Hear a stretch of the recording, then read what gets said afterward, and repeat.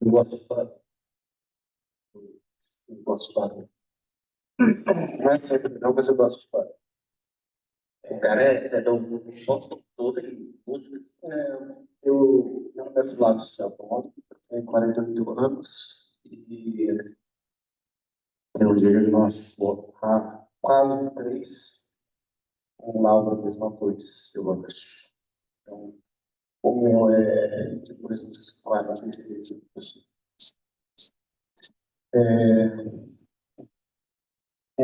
Mas, well, não passei pelo que passou. Quando o Bruno me pediu para mandar uma biografia, eu fiquei na dúvida do que fazer. Para escrever alguma coisa que fosse a ver com a palestra, a ver com essa parte, né? E aí eu brinquei com ele e falei, vamos colocar um monte de coisa aí, porque eu sou esse monte de coisa. Eu sou um professor universitário, departamento de computação, apesar da cara de professor de filosofia, sei, ou de música, de teatro, eu sou professor de ciência da computação. Eu sou doutor em computação por Instituto de Matemática e Estatística da USP, além das exatas. Mas eu tenho um pós-doutorado na Escola de Música do FMG, além das artes. Eu sou o guitarrista e arranjador de uma banda chamada Antifas, que faz rock antifascista. Mas estou terminando um pós-doutorado no Instituto de Informática da URGS, aí de novo na computação. E estou coordenador da pesquisa da FAPEMIG, na área de Ciências Humanas e Educação de Artes, no ano. E também sou pai do Joaquim e do Teodoro. Também sou capoeirista, sou aluno graduado na Licença, Pará. E aí, isso tudo para dizer que às vezes a gente tem altas habilidades, às vezes a gente tem essa capacidade de ser um monte de coisa.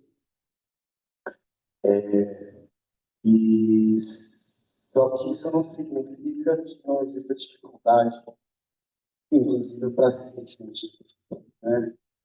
E aí entra um outro lugar, que é de um pouco mais velho, chegando aos 50, apesar da minha cara de 42,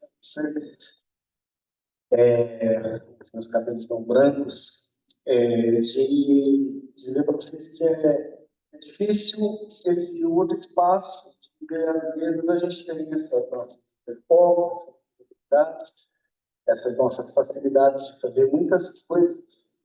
E aí a gente vê a discussão e a tentativa, né, porque são as pessoas, os jovens que estão chegando, que só a gente se encontrar como empregar essas pessoas, que elas caibam no mercado de trabalho, que elas possam ser, de alguma maneira, úteis para a sociedade, né? Eu vejo um funcionalismo muito grande nessa discussão e eu me assusto um pouco com isso, porque, tecnicamente falando, eu sou um adulto muito funcional. Então, alguém com capacidade de ser muito grande, de fazer muitas coisas, dar aula, de falar, eu tenho uma retórica razoavelmente boa, mas uma incapacidade de ter gesto, de ter rosto, de entender indireta, sarcasmo, ironia e outras coisas. E me faz passar por um idiota, uma pessoa sem o mínimo de tato, ou que não consegue, você não percebe. Aí é um outro lugar, né? Porque, afinal de contas, você é um cara tão inteligente, tão capaz, fez tantas coisas, e como você pode ser assim, tão incapaz? E aí, eu acho que me vem à cabeça a ideia de que a gente tenta encontrar utilidade nas pessoas. Foi muito legal ouvir ontem na Veja, falando que não é encontrar no outro o que pode ser útil para a gente no outro, mas é encontrar no outro o outro.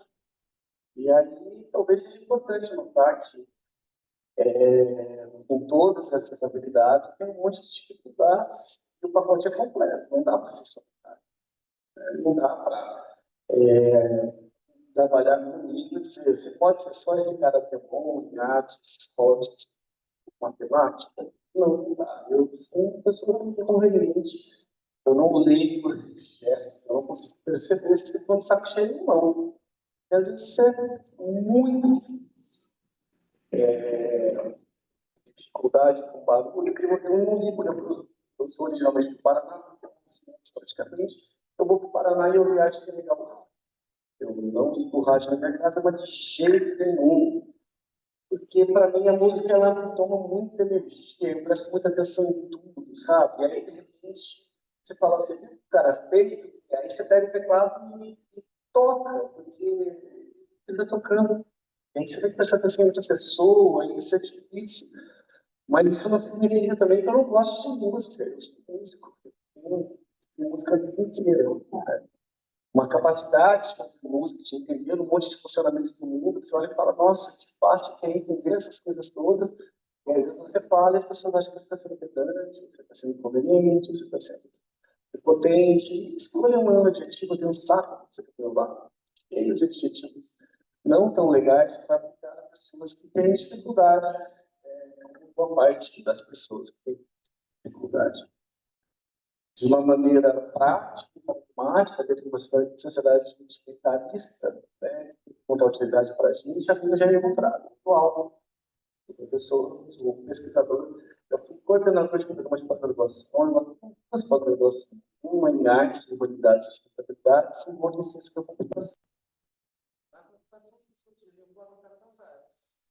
E nas artes, diziam que eu era uma pessoa da computação. Esse não pertencimento foi a minha vida toda. E quem disse que diagnóstico de tudo vai dizer, ó, eu não sei sem funcionamentos, não é escolha minha.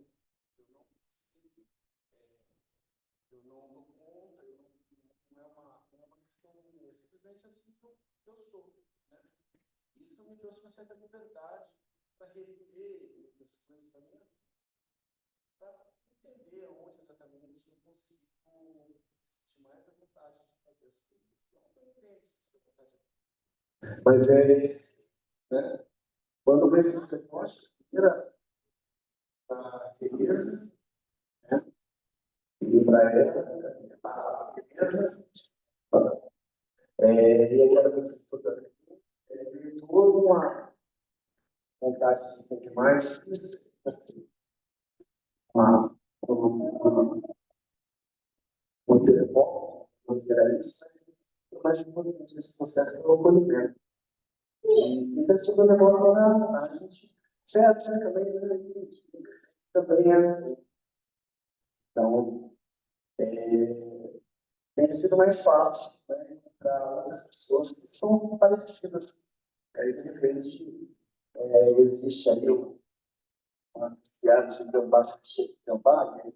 Então, a crise às vezes olha para você e fala, nossa, simplesmente de alguma maneira.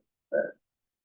Mas, por outro lado, tem essa questão que eu queria mandar para vocês, sem tentar ser muito ensimismado, mas sendo bastante focado em minha própria história, e essa dificuldade de entender, e que para um diagnóstico mesmo, isso em 96 foi muito importante. Né? Eu também cheguei a pensar que não era necessário. Né? Também não fui pesquisista, não estava estudando, então, né? Mas aí surgiu uma outra questão, que foi uma responsabilidade social que eu me assumi, dizendo, olha, talvez seja importante para outras pessoas, autistas, entender que são autistas que chegam nesse outro lugar. Né? Eu acho que você revela umas coisas de sucesso, eu acho que capitalismo deveria a gente pensar no sucesso de uma maneira tão simples, mas sim, o lugar que é um legal.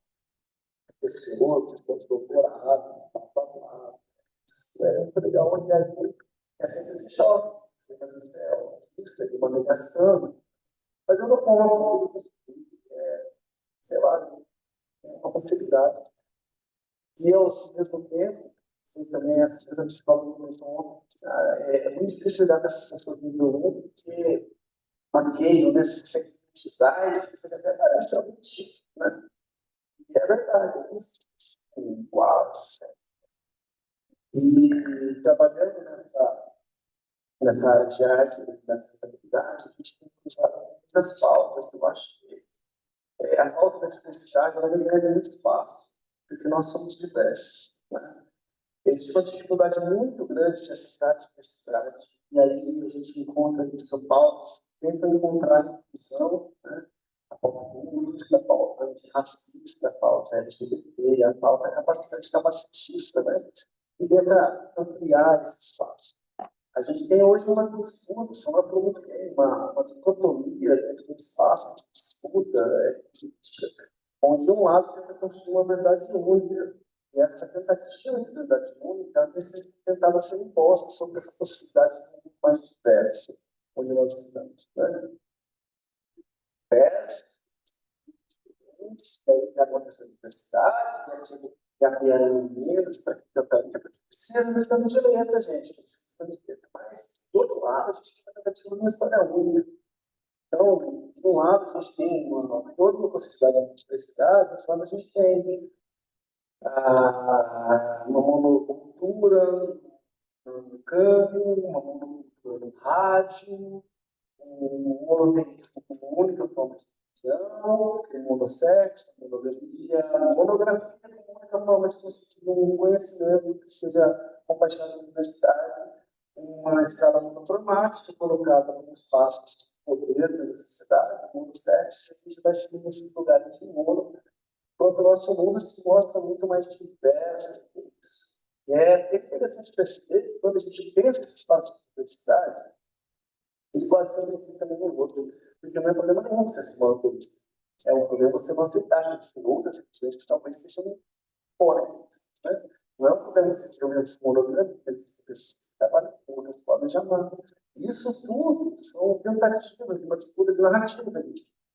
Agora, eu tenho certeza que se a gente tivesse uma rampa de acesso principal, os andantes eu acho que não cadeirantes. Né? Se a gente tiver uma cidade que é segura para as mulheres, ela não é segura para os homens. Então, a tentativa de escrever uma pauta única, ela passa por um espaço de ignorância, de perceber que quanto mais a gente assimila diversidade, melhor pode ser para todos, todas, todos. Porque, afinal de contas, se uma pessoa trans espaço é claro, as mulheres, os homens, ou quem não está preocupado com isso, vai se sentir seguro.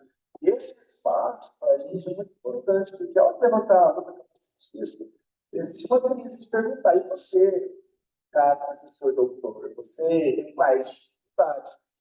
Talvez seja importante entender que a gente tem dificuldades, mas é muito barato, porque senão eu não vou perceber que existe aí uma dificuldade. Talvez seja importante dizer para todos, todos, que isso sendo um comportamento comum, talvez a gente fosse uma sociedade que seja muito mais. É isso que eu vou contar para vocês.